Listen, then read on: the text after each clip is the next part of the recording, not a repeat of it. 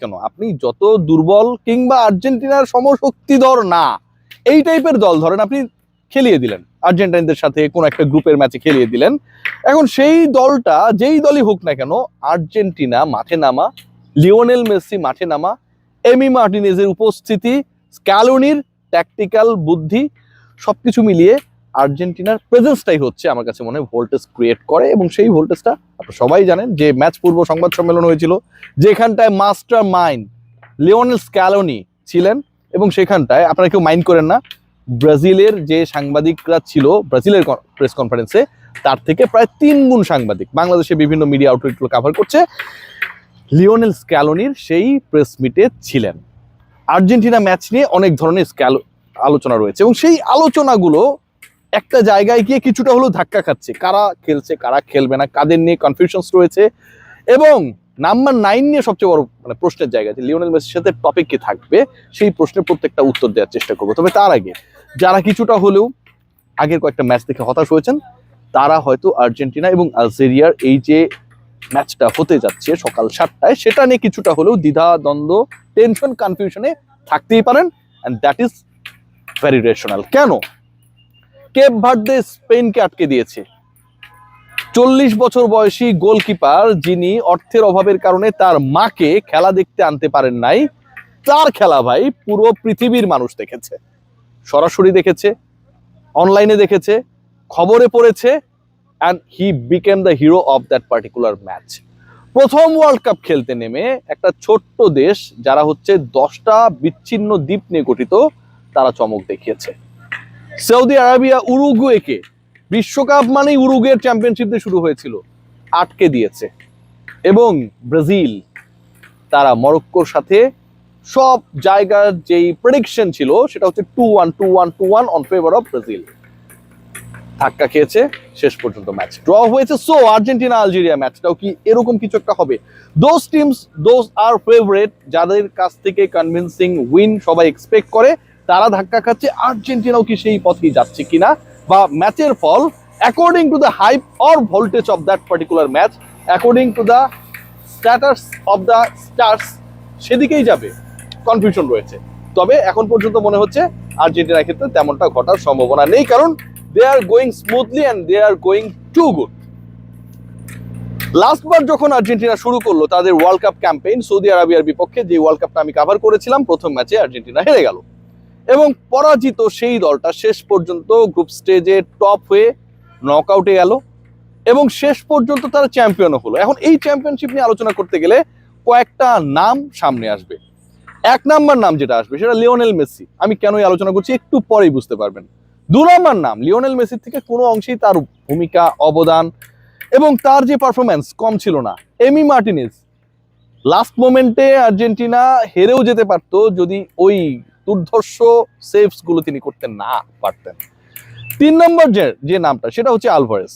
এখন আর্জেন্টিনার যে 25 সদস্যের বিশ্বকাপ স্কোয়াড যারা আমেরিকাতে রয়েছে, সেই ওয়ার্ল্ড কাপ স্কোয়াডের এই 3 জন সহ টোটাল শুরুর দিকটায় 9 ফুটবলার দে ওয়ার ইনজুর্ড। এবং এই 9 জন ফুটবলার তারা হচ্ছে 100% ফিট না। এই সিচুয়েশনে যখন একটা দল খেলার অপেক্ষায়, ঠিক তখন প্রশ্ন জাগে প্রথম ম্যাচের আগে আসলে তাদের মধ্যে কতজন প্রপারলি ফিট। আমি এক এক করে উত্তর দেব। লিওনেল মেসিকে নিয়ে কোনো সংশয়ের সুযোগ নেই, আমার বিভিন্ন নিউজে, রিপোর্টে, কার্ডসে আপনারা দেখেছেন সেটা। এমি মার্টিনেজের আঙুল নিয়ে অনেক আলোচনা ছিল, ভাঙা আঙুল, খেলতে পারবেন কিনা, তাকে আমরা সেই আগের রূপে দেখতে পারবো কিনা। স্ক্যালোনি তিনি সংবাদ সম্মেলনে ক্লিয়ার করেছেন, ইয়াস দেয়ার ইজ নো ডাউট। তিনি এভাবে বলেননি যে তিনি খেলবেনই, তিনি বলেছেন আগের ম্যাচেসগুলোতে তিনি খেলে থাকেন তাহলে সংশয় নেয়ার কোনো সুযোগ নেই।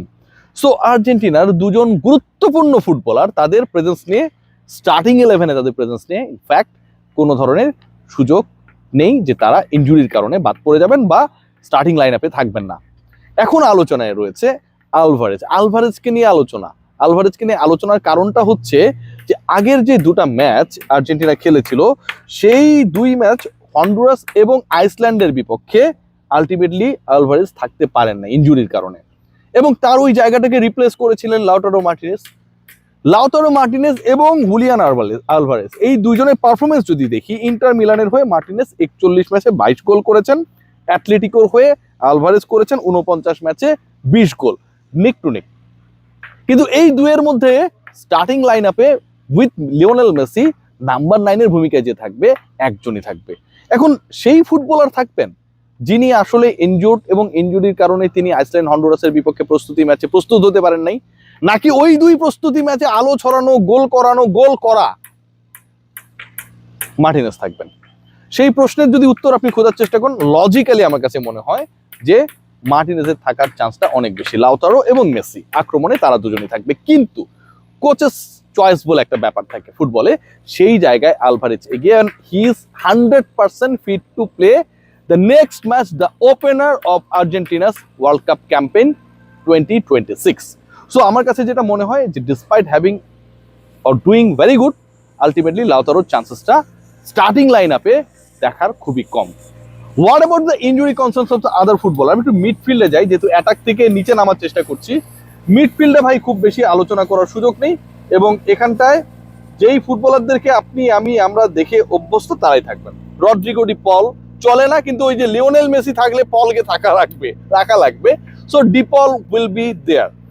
এর সাথে থাকবে এনজো ফার্নান্দেজ, এবং গত বিশ্বকাপে আলো ছড়ানো, চান্সেস ক্রিয়েট করা, মিডফিল্ডে দাপট দেখানো অ্যালেক্সি ম্যাক অ্যালিস্টার। সো এই দুজন they will make the role, they will do the role, যে বলটাকে কিভাবে আলটিমেটলি সামনে বাড়ানো যায়, এবং সাপ্লাই চেইন হিসেবে কিন্তু এখানটায় কাজ করবে। লিওনেল মেসিও সবসময় উপরে থাকবেন তেমনটা না, তিনিও সামটাইমস ওই নিচে হচ্ছে মিডফিল্ড জেনারেলের ভূমিকায় থাকবেন। গোলকিপিং পজিশন নিয়ে কোনো সমস্যা নেই, তবে দুজনের ইনজুরির কারণে যে খেলা হচ্ছে না, এটা মোটামুটি আর্জেন্টিনার জনপ্রিয় গণমাধ্যম টিওয়াইসি স্পোর্টস জানিয়ে দিয়েছে। সেই দুজনের একজন লেফট ব্যাক তাগলিয়াফিকো, এবং মিডফিল্ডার বোকা জুনিয়র্সের হয়ে যিনি সাধারণত খেলেন পারেদেস। অর্থাৎ আর্জেন্টিনা তাগলিয়াফিকো এবং পারেদেসকে ছাড়াই আসলে তাদের প্রথম ম্যাচটার পুরো পরিকল্পনা সাজাবেন। টেনশনের জায়গাটা কোথায়? টেনশনের জায়গা হচ্ছে গেলবার যখন আর্জেন্টিনা শুরু করেছিল তাদের বিশ্বকাপ মিশন, তখন তো তারা ডিফেন্ডিং চ্যাম্পিয়ন ছিল না, সো প্রেশার কম ছিল। সৌদির বিপক্ষে তারা হেরে গিয়ে যেই প্রেশারটা ক্রিয়েট হয়েছিল সেটা অনেক pressure, but before that match প্রেশারটা কম ছিল। এবার আর্জেন্টিনা প্রেশারে। লিওনেল মেসি যতই আমরা বলি ফুরফুরে মেজাজে এবারে বিশ্বকাপকে এনজয় করতে, ভাই বিশ্বকাপের মতো স্টেজকেও এনজয় করার জন্য যায় না। ওইখানে যারা যায় ওরা চ্যাম্পিয়ন হওয়ার জন্য, ভালো করার জন্য, ট্রফিটার লক্ষ্যেই যায়। এবং যদি ওই ফুটবলারের নাম রোনালদো, মেসি এই টাইপের হয়, তাহলে এখানে ডিফারেন্ট কোনো ডিসকাশনের সুযোগ নেই। হ্যাঁ, আপনি প্রেশার রিলিজ করার জন্য অনেক আজে বাজে কথা বলতে পারেন, যে আমরা এনজয় করবো। আর্জেন্টাইন ফ্যানরা বলে না যে আমরা কোনো টেনশন করছি না, এবারে যা হওয়ার হবে, মেসি তো ওয়ার্ল্ড কাপ পেয়ে গেছে। আগামীকাল সকাল 7:45 থেকে তারা টিভির সামনে বসবে হচ্ছে আর্জেন্টিনা যেন বিশ্বকাপ জয়ের মিশনে প্রথম ম্যাচটা ভালো করে, এটাই সত্য। এখন এই টেনশনকে যদি দূরে ফেলিয়ে দেওয়া যায়, তাহলে থাকে স্ট্যাট। আলজেরিয়ার বিপক্ষে নামার আগে এবারের ওয়ার্ল্ড কাপটা একটু উল্টাপাল্টা হচ্ছে। স্পেনকে নিয়ে কত এক্সপেকটেশন, তারা সেটা ফুলফিল করতে পারেনি। ব্রাজিলের স্টার্টিংটা আসলে যতটা এক্সপেক্টেড ছিল সেটা হয় নাই। উরুগুয়ের মতো দল শেষ পর্যন্ত আটকে গেছে, এবং এর থেকেও বড় ব্যাপার সেটা হচ্ছে কেপ ভার্দের মতো দলও চমক দেখিয়েছে। সো এটা যদি কন্টিনিউ করে, এই ম্যাচেও এবারের ওয়ার্ল্ড কাপের এখন পর্যন্ত প্রথম রাউন্ডের সবচেয়ে গুরুত্বপূর্ণ and biggest expectation wise match, যেখানটায় বিশ্ব চ্যাম্পিয়নরা প্রথমবার নামছে, সেই ম্যাচে যদি এরকম কিছু একটা পুনরাবৃত্তি ঘটে, আমি মনে করি that will be very much frustrating for all, but the chance is very minimum. সবাই ভালো থাকবেন, take great care, just waiting to see Lionel Messi again in World cup campaign.